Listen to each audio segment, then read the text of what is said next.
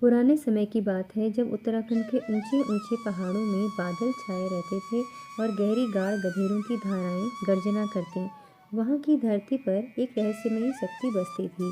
ये शक्ति कोई और नहीं गढ़ देवी थी। वो माँ काली का क्रोधी अवतार, जो गाढ़ गधेड़ों में विराजमान होकर अपनी 22 बहनों के साथ लोक कल्याण करती।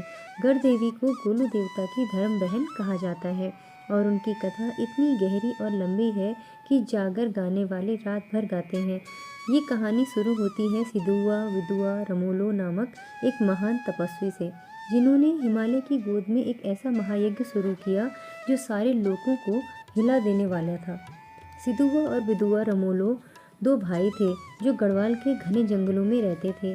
वे इतने तपस्वी थे कि उनकी साधना से देवलोक तक कंपन होने लगा। एक दिन उन्होंने फैसला किया कि वे स्वर्गलोक से पाताल तक सभी देवताओं को न्योता देकर एक विराट यज्ञ करेंगे। यज्ञ की तैयारी में महीनों लग गए। पहाड़ काटे गए, नदियाँ मोड़ी गईं और हजारों भक्त इकट्ठा हुए। आकाश में बादल घिर आए, जमीन कांपने लगी।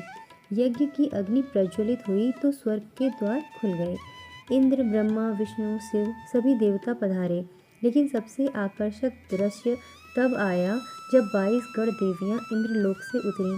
वे सब सजी धजी सिंहासन पर विराजमान, 8 भुजाओं वाली, खड्ग धनुष बाण लिए सिंह पर सवार थे।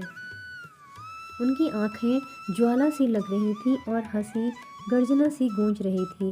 यज्ञ में भक्तों ने देवताओं को भोग लगाए, घी के हांडे, बकरे की बलि, अनाज के पहाड़। गढ़ देवियाँ सबसे अंत में आईं क्योंकि वे सबसे शक्तिशाली थीं। उन्होंने प्रसाद ग्रहण किया, लेकिन यज्ञ समाप्त होते ही एक समस्या खड़ी हो गई। भूमिया देवता, जो पृथ्वी के स्वामी थे, उन्होंने कहा कि ये देवियाँ इतनी उग्र हैं, इन्हें स्वर्ग लौटना चाहिए। पृथ्वी इन्हें सहन नहीं कर पाएगी। लेकिन गढ़ देवियाँ न मानी। उन्होंने कहा, हम यज्ञ में आए हैं, अब हमें पृथ्वी पर स्थान दो। तब गोलजी यानी कि गोलू देवता, जो न्याय के देवता हैं, वे आगे आए। वे बांसुरी बजाते हुए भक्तों के बीच घूमते हुए बोले, मेरी 22 धर्म बहनों को मैं स्थान दूंगा।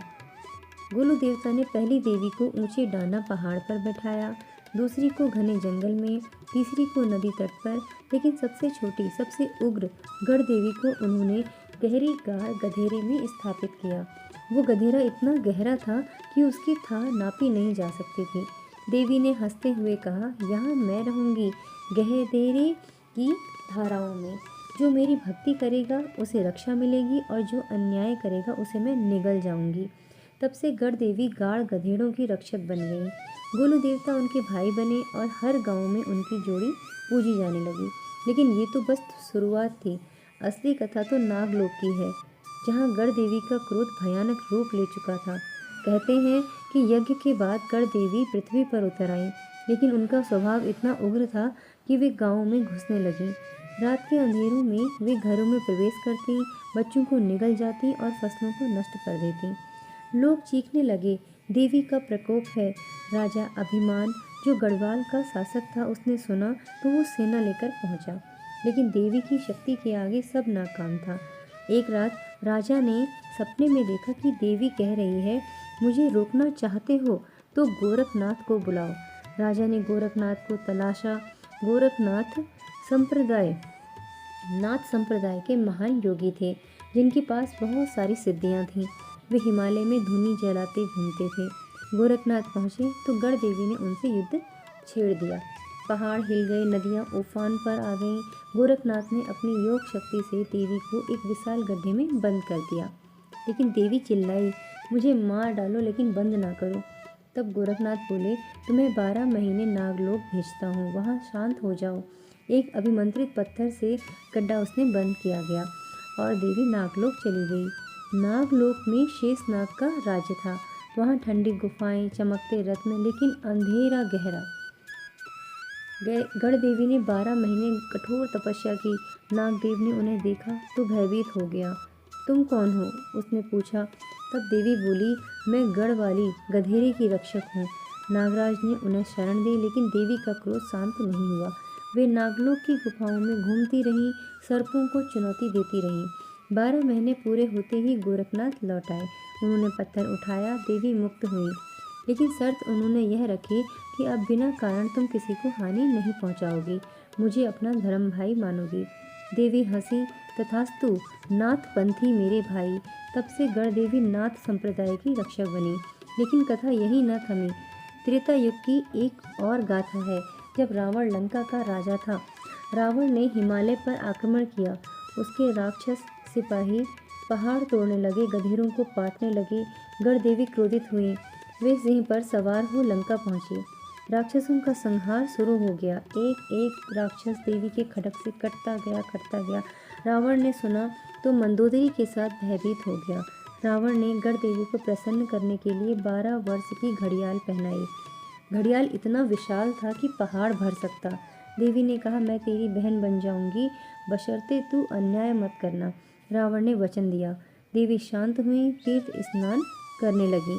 वे गंगा, यमुना, अलकनंदा में स्नान करती, फिर गुरु धुनी में विराजमान हो जाती। लेकिन रावण का वचन टूट गया जब उसने सीता का हरण किया। गणदेवी फिर से क्रोधित हो गई, लेकिन राम के पक्ष में वो रही। कथा कहती है कि लंका युद्ध में देवी ने राक्षसों को भयभीत किया। युद्ध समाप्ति पर वे उत्तराखंड लौटी, गधेरों में फिर से बस गईं। अब आधुनिक काल की बात यह है कि उत्तराखंड के हर गांव में गणदेवी के मंदिर हैं। चमोली, रुद्रप्रयाग, पौड़ी गढ़वाल, हर जगह जागर गायन होता है, जहां जागर वाले घंटों गाते हैं, हे गढ़ माँ गधेरे वाली, गोलू भैया की प्यारी बहना। बलि चढ़ती है बकरे की, घी के दीप जलते हैं, भक्त विपत्ति में पुकारते हैं, बाढ़, भूस्खलन, रोग, जब कुछ भी होता है तब देवी रक्षा करती हैं। एक कथा बिनसर की है, जहाँ गढ़ देवी ने भक्त की रक्षा की। एक किसान का बेटा गधेरे में गिरा, सब रोने लगे। किसान ने जागर गाया, देवी प्रकट हुई, बच्चे को ऊपर उठाया। किसान ने जीवन भर पूजा की। दूसरी कथा अल्मोड़ा में है। एक ब्राह्मण की बेटी पर भूत सवार हो गया। गढ़ देवी का जागर हुआ तो भूत भागा। फिर तो पूरा गांव गढ़ देवी का भक्त बन गया। गढ़ देवी के 22 रूप हैं, काली, भद्रकाली, महाकाली, चामुंडा। प्रत्येक का अलग अलग स्थान है। एक रूप गंगा में, दूसरा यमुना में। जागरों में वर्णन है कि गड़ी चली गढ़वाल, गड़ी चली कुमाऊं। लोग कहते हैं कि रात को गधेरों में देवी की आवाज़ सुनाई देती है। जो सुन ले उसे आशीर्वाद मिलता है, लेकिन डर भी लगता है। गढ़ देवी की पूजा का अनोखा तरीका है। सुबह उठकर गधेरे पर जाओ, फूल चढ़ाओ, घी डालो, जप करो, जय गढ़ माँ। नवरात्रि में विशेष इसकी पूजा की जाती है। बलि के बाद प्रसाद बांटा जाता है, बच्चे खाते हैं और स्वस्थ रहते हैं। गोलू देवता के मंदिर के पास गढ़ देवी का स्थान होता है। दोनों की जोड़ी न्याय और रक्षा की प्रतीक है। गोलू भाई, गढ़ बहन। लोकगीतों में हमेशा यही गाया जाता है कि गोलू भैया बाजे बांसुरी, गढ़ बहना जगमगाती। एक और विस्तृत कथा है नागराज की। नागलोक में गढ़ देवी पहुंची तो शेष नाग ने स्वागत किया, लेकिन देवी ने कहा, मैं भूखी हूँ। नागराज ने सर्प भोजन दिया। देवी ने खाया लेकिन क्रोधित हो गई। ये क्या किया? तूने मुझे क्या दिया? नागराज डर गया। तपस्या से फिर वो प्रसन्न हुए। देवी बोली, मैं तुम्हारी रक्षक बनूंगी। नागलोक से लौटकर देवी और शक्तिशाली बनी। गोरखनाथ ने उन्हें वरदान दिया, तुम्हारी भक्ति करने वाले अमर होंगे। रावण कथा को और विस्तार का रूप दें तो कथा यह है कि लंका पहुंची देवी तो राक्षसियां जितनी भी थीं वो भयभीत हो गईं।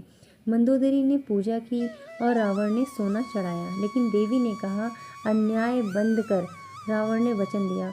फिर सीता हरण पर देवी फिर से क्रोधित हो गई।